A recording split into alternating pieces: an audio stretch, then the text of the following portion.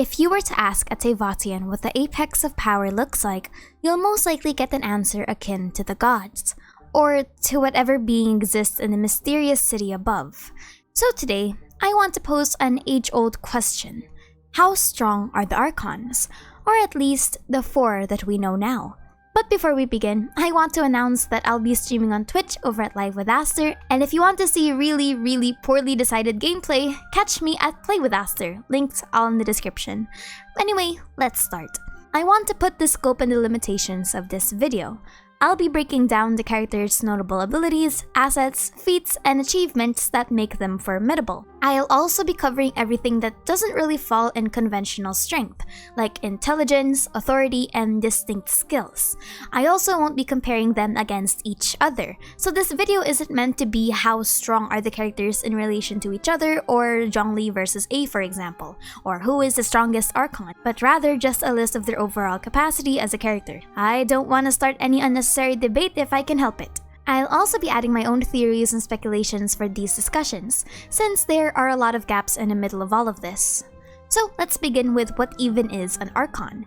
The classification of Archon is actually a more specialized category under the umbrella term demon gods. The term demon gods is derived from the Chinese, Korean, and Japanese translations of the Archon War, which means War of the Demon Gods when translated literally. Demon gods as a classification could mean any god that has their name derived from the Ars Goetia. And these are the main players of the Archon War who were fighting for dominion of their respective areas.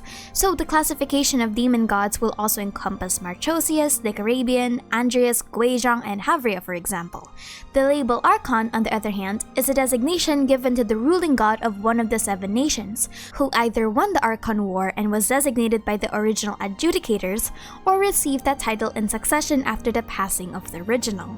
We can also safely say that all of the 7 nations must have an Archon at any given time, and that fate will almost always step up to make sure that a demon god is ruling over the nation. Even though some gods have already quote-unquote left that position, the fact that they're still alive means that they are the ruling Archon of that designated location. There's almost no known downtime between successions.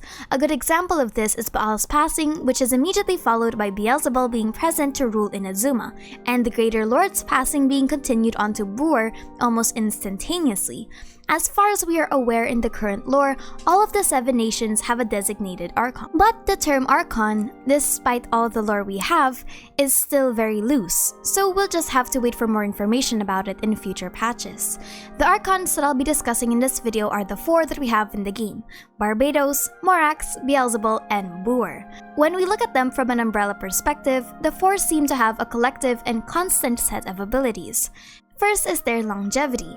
The gods are known as immortals that have a longer lifespan than humans. They can't die from old age, but their body does slowly erode over time, which may affect their memories. Second is that they're all capable of elemental manipulation even without their gnosis. This is most evident with their playable character forms. Each of the demon gods have an unprecedented control over their elements, and how they channel their abilities are unknown. This may be because they're all elemental creatures in their own way, and that their humanoid vessel is simply that, a vessel. For example, Barbados is a wind spirit and Morax is a dragon. Third is that they're capable of domain expansion. Domain expansion is a vague term for creating a small pocket instance in which the Archon can move around in, and with how we see them utilized this in-game, there are different kinds. For example, Venti has created a pocket space during his story quest when claiming the soul of Stanley, while A has the plane of Euthymia as her own domain. Nahida's burst can also be considered as a literal domain expansion, but also her ability to create small pocket worlds and instances from dreams and memories. Interestingly enough, we have never seen Zhongli do this directly, but considering he did steal Ajdaha somewhere, I don't doubt he is also able to do this. That, and he's the Lord of Geo, and I'd be a little disappointed if he didn't. We also know that this ability may not be tied to the Gnosis, because Venti was able to execute it without his, and A was able to retain in her plane of Euthymia. And last is that each of the Archons are able to bestow entities with specific abilities, but the Archons have each been seen giving another entity an ability outside of their original capacity. Venti has given the Traveler and Dvalin a portion of animal power during the Mondstadt Archon quest. Zhongli has bestowed Ashtaha with his sight during the 1.5 cutscene.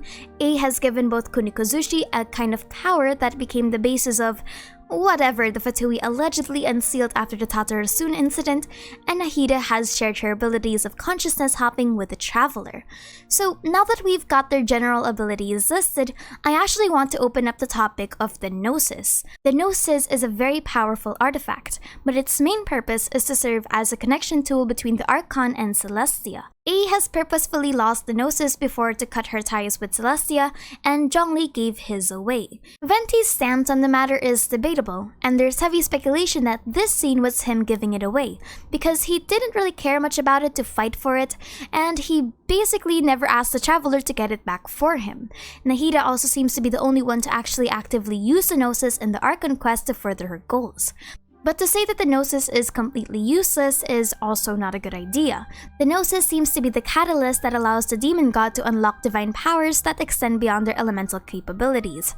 For Zhongli, it was the creation of Mora, and for Nahida, it was the creation and maintenance of the Akasha terminal. Furthermore, Nahida needed 2 Gnosis in order to access the Irminsul of the past. So, a Gnosis is still a very powerful artifact, but its powers are more divine rather than elemental. So now we go over to the individual powers, skills, and feats of the Archons and really give respect to just how strong the Archons are. Barbados is a conversation that is genuinely mesmerizing because the more we know about Venti, the more we realize we know absolutely nothing at all.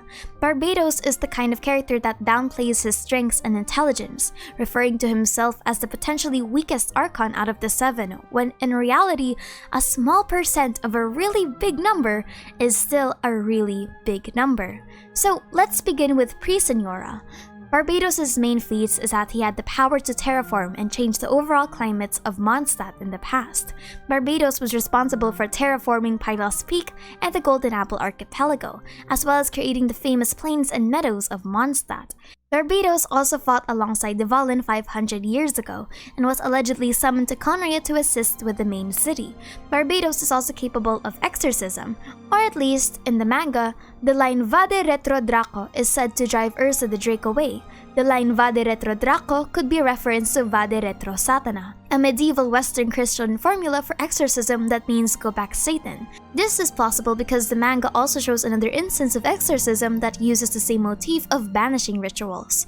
Barbados also has the power of illusions, as we see him allegedly repair the lyre.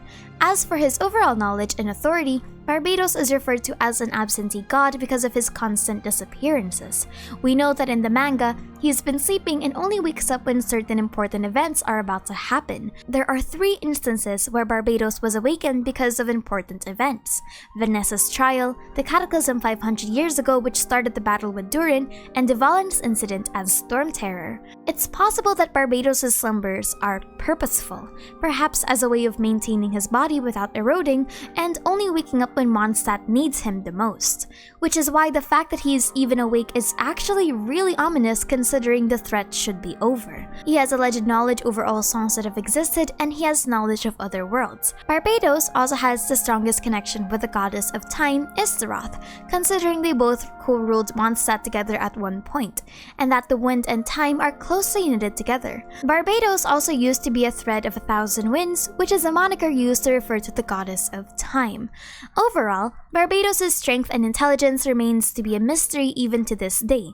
Considering how little Venti seems to want to show his power, it's almost impossible to really pinpoint how strong Barbados is. The next one is Morax. Unlike Barbados, Morax has a vast history of dominion and was a very active participant in the Archon War. Morax was responsible for the deaths and sealings of multiple gods during those many centuries, and he was renowned as a powerhouse even amongst his fellow gods. The giant spears from the sky that allegedly terraformed the islands of Guyun Stone Forest are a testimony to Morax's power. Furthermore, unlike the other 3 Archons, Morax is the only one we know of that gained the immense favor of other participants of the Archon War to fight by his side, which is essentially the Guili Assembly. Morax is also capable of sealing creatures within the earth, as such with the case of Vasail and Ajdaha. Post-Archon War, Morax is able to create the currency Mora, which requires the power of the Geo-Archon allegedly. But what's actually fascinating about Morax's lore is that despite being an absolute powerhouse in the past, Morax doesn't have that many defining abilities outside of his sheer brute force. He doesn't have that many abilities that really tie him into the divine aspect of Geo, which is strange. Morax's intelligence and demeanor that translated into Zhongli was a byproduct of many centuries, and it was actually Guizhong that was known for her tactical strategies and intelligence, with Morax almost being like an executioner instead. But it was such a fascinating dichotomy between Morax and Zhongli that I really wanted to share. However, if I wanted to theorize on an ability that Morax has, it's Stone Seeing. Stone Seeing is the ability that Kunjun showed in Zhongli's second story quest, in which different auras are able to store memories or witness them. While Zhongli has never explicitly shown that he has this kind of power, it would tie in very well with his philosophy of witnesses and recording information. I don't doubt that Morax also has the ability, considering when Kunjun stated it, he said that it was a rare ability and even explained how to do it to the Traveler. Next, we move on to Beelzebul. For the purposes of this video, I'll be considering the Raiden Shogun's abilities to also translate to Beelzebul's abilities. Beelzebul is a very active participant of the Archon War, and her many skills with the sword and the polearm are a testimony to those centuries of battle. Beelzebul has advanced knowledge of sword techniques, such as the Muso no Hitotachi. Beelzebul also has the ability to infuse her sword and weapons with divine and elemental energy, a feat she referred to in her line regarding Kaiden or Kaiden Menkyo. The Muso Jingorge and the Death of Orobashi is one of the most distinguished moments of Beelzebul's power. With the Muso no Hitotachi, she cleaved the entirety of the gorge.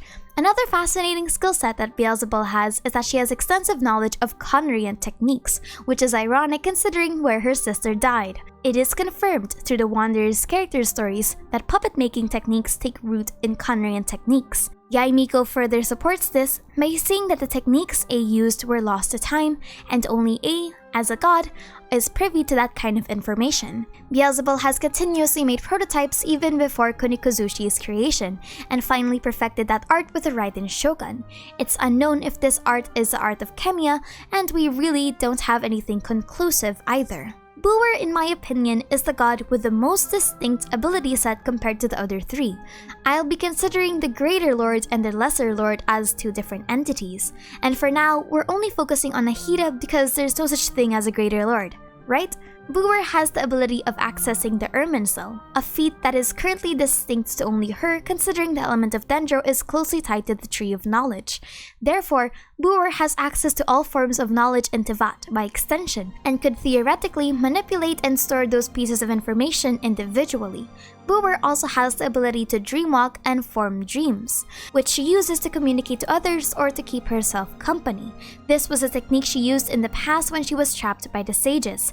Additionally, Buer's power connects with the mirage making and sensory manipulation. The Dendro power from the Golden Apple Archipelago, which manifested Kazuha, Sinyon, Fischl, and Mona's inner dreams and thoughts, were from her. Additionally, she is able to make a dream feel vivid and lucid, almost to the point of reality. Another ability she has is consciousness hijacking, an ability we see in the Archon quest get continuously utilized. She is also capable of surveillance, as she states that her favorite hobby is watching the Traveler. However, I would argue that Buer's physical power and battle experience is horribly lacking compared to the 3 Archons. She didn't inherit the Greater Lord's memories, which means that she lacks information about the Archon War besides just general information from the Irminsul, and she was effectively put into stasis for 500 years. But in all honesty, with how powerful Buer's mental manipulation is, I can definitely see this kind of power get put into further play in the future. But that's it for me today. This was just a very fun thought experiment because I really wanted to respect the Archon's powers, because I appreciate when stories flesh out their godlike characters. The more I read into the lore, the more I respect the separation of a god versus a regular human being. Especially in Genshin, where regular humans have the abilities to control the elements and stuff. It really makes you see how special the Archons are, even if their gameplay doesn't completely show it. But anyways, my name is Aster and thank you for chilling with me. I'll also be adding my own theories and speculations to these... Aster, please, spec.